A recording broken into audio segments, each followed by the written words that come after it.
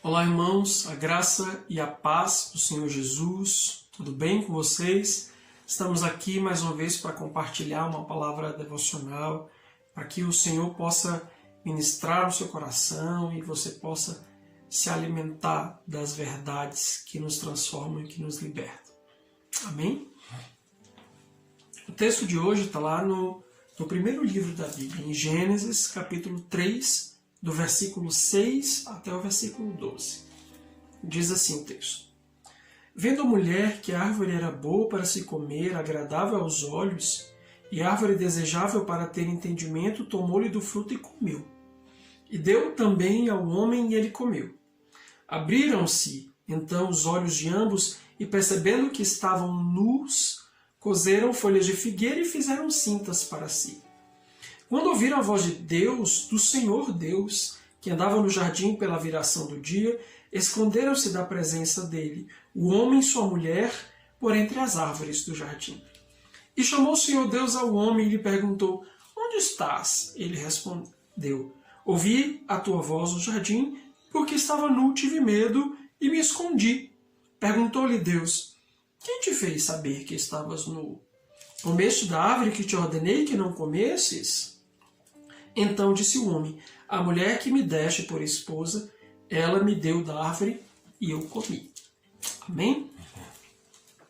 Amados, esse texto, na realidade, esse trechinho, ele está dentro de uma cadeia narrativa que fala da queda do homem. Do momento em que Eva, enganada pela serpente e motivada pelo seu desejo de conhecer o bem e o mal, aquilo que o fruto poderia trazer, ela acaba comendo, dando ao seu marido, ele também decide comer, eles se dão conta de que estão nus e eles se escondem de Deus. Quando o Senhor vai ao encontro deles para ter aquele momento de intimidade e comunhão que certamente eles tinham na viração do dia, diariamente. Então, com esse trechinho, eu quero trazer para vocês alguns sinais de que precisamos de arrependimento. Quando é que eu devo olhar para a minha vida e perceber que eu preciso de arrependimento, que tem alguma coisa errada, que tem um pecado que precisa ser confessado, que tem um posicionamento desobediente que precisa ser confessado e abandonado, assim como estava acontecendo aqui com Adão e Eva. Amados, quando nós lemos esse texto e a gente para observar com mais atenção o posicionamento de Adão e Eva, nós percebemos que não é muito diferente do nosso.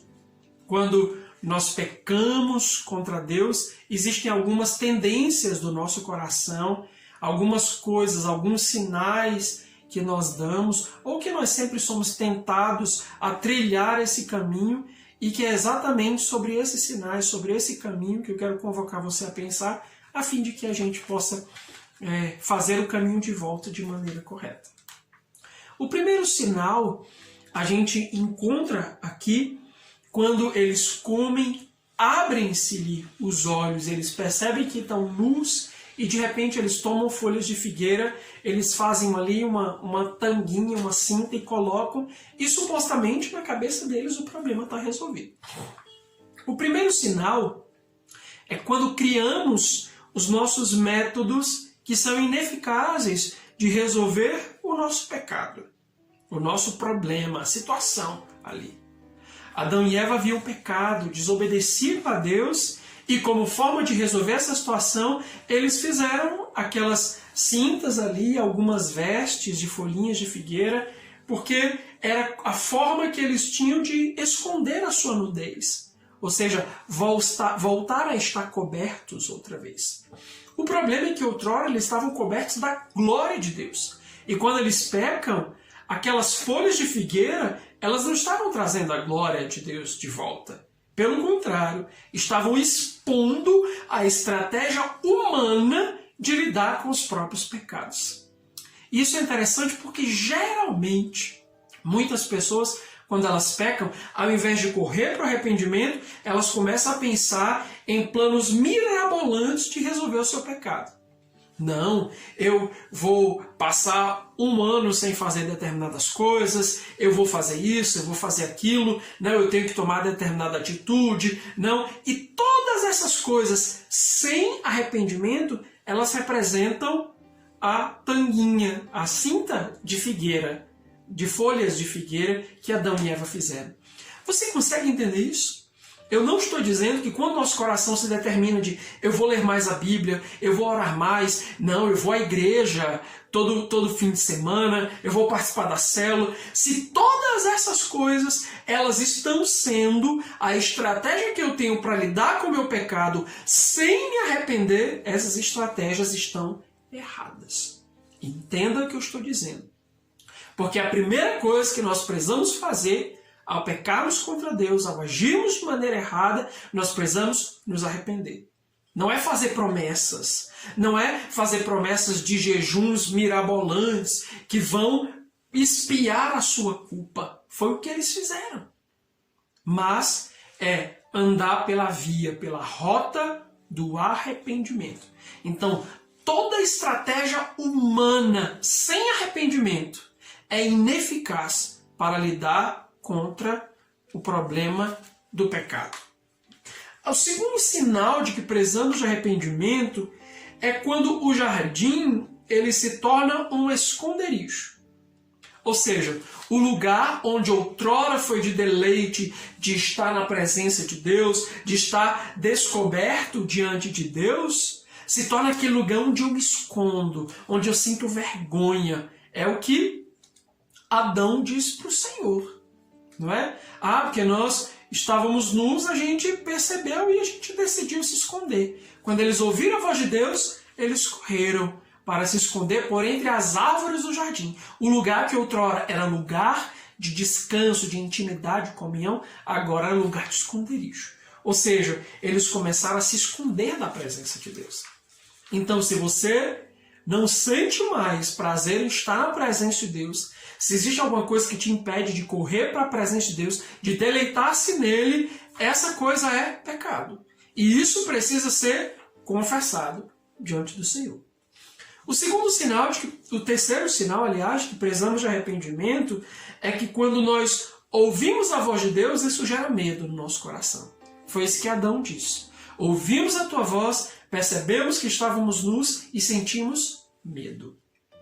Ou seja, a voz de Deus, quando Adão ouviu a voz de Deus, ele se deu conta, ele dizia, eu percebi que eu estava nu.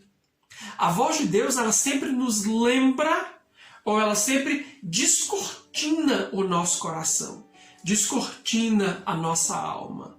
É por isso que, quando existe pecado não confessado, nós abandonamos as Escrituras.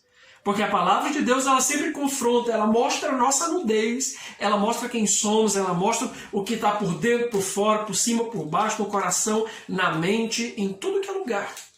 E é por essa razão que Adão, assim como muitos de nós, quando ouvimos a voz de Deus, nós sentimos medo e a gente tenta se esconder. Porque a voz de Deus, ela sempre nos desnuda, ela revela o que há, ela revela quem somos. E aí, quando não queremos tomar a via do arrependimento, o nosso coração sempre busca se esconder. Sempre busca fingir que nada está acontecendo. O quarto sinal é quando nós começamos a culpar outros ou culpabilizar outros pelas decisões que tomamos. Quando Deus diz para Adão, quem te disse que você estava nu? Quem foi que fez você saber disso? Comeste então da árvore, do fruto, que eu te ordenei que não comesses? Adão foi pego ali por Deus, ele disse, não, Senhor. Ixi. Foi essa mulher aqui, Ela que é responsável, por ela que me deu e eu comi. Ou seja, quando o nosso coração precisa de arrependimento, geralmente, e nós estamos resistindo a esse arrependimento, geralmente nós costumamos culpabilizar os outros. É culpa do pastor, é culpa da minha esposa, é culpa dos meus filhos, é culpa do meu chefe, é culpa de todo mundo, menos minha, claro, das coisas que eu faço. Aquilo que eu fiz foi influenciado por outros, eu fiz de maneira muito inocente. Ou seja, o nosso coração, ele começa a achar culpados, né? Aquela frasezinha que tem sido muito dita aí esses dias. A culpa é minha e eu decido em quem colocá-la. Eu coloco em quem eu quiser. E é isso mesmo que acontece. Quando há falta de arrependimento, nós culpabilizamos os outros por aquilo que fazemos. Em quinto e último lugar, é claro, nós culpabilizamos a Deus. Adão diz, foi a mulher, mas foi a mulher que o Senhor me deu. Ou seja, em outras palavras, Senhor, é o seguinte, a mulher, ela me deu a rasteira, né, e eu caí, e o Senhor está bem culpado, porque foi o Senhor que me deu essa mulher. Ou seja, muitas vezes, ou na maior parte das vezes, quando o nosso coração não quer voltar a esse arrependimento, nós vamos culpar a Deus. É Deus que não ouve, é Deus que não responde às minhas orações, é Deus que me faz passar por essa situação, é Deus que não me abençoa, é Deus isso, é Deus aquilo, é Deus, e de repente nós estamos jogando para Deus também, além dos outros, a responsabilidade dos nossos pecados. A Bíblia diz, né? Se o homem tem alguma coisa de se queixar, queixe-se de seus pecados. Queixe-se da sua própria miséria, da sua situação, da qual ele mesmo é o responsável. Então, todas as vezes que houver algo no nosso coração, de que tivermos que nos arrependermos, e o nosso coração estiver resistindo a isso, haverá esses 5 sinais. O primeiro deles, reprisando, nós vamos criar as nossas próprias estratégias para resolver o pecado. Eu não preciso de Deus, eu posso resolver. A segunda coisa, o jardim, ele já não vai ser mais tão deleitoso. A presença de Deus já vai ser incômoda. A terceira, a voz de Deus, ela já vai me confrontar, fugir do confronto. Nós fugiremos do confronto. A quarta delas o quarto sinal é que outras pessoas sempre serão responsabilizadas pelos nossos erros. E a quinta e última delas é que Deus vai ser o culpado por aquilo que eu estou vivendo. Então, meu querido, medite nessa palavra. E que se o Senhor, porventura, revelar ao seu coração algo que precisa ser confessado, corra para Ele. Porque, como nós vemos no texto, Deus foi ao encontro de Adão. Deus já sabia exatamente o que tinha acontecido, né? E aí eu poderia trazer outros 5 sinais de que Deus deseja nos perdoar, utilizando esse mesmo texto.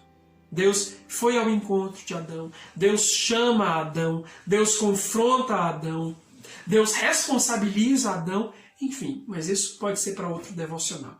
Mas se o Senhor confrontar o seu coração, se o Senhor te revelar alguma coisa, corra para Ele.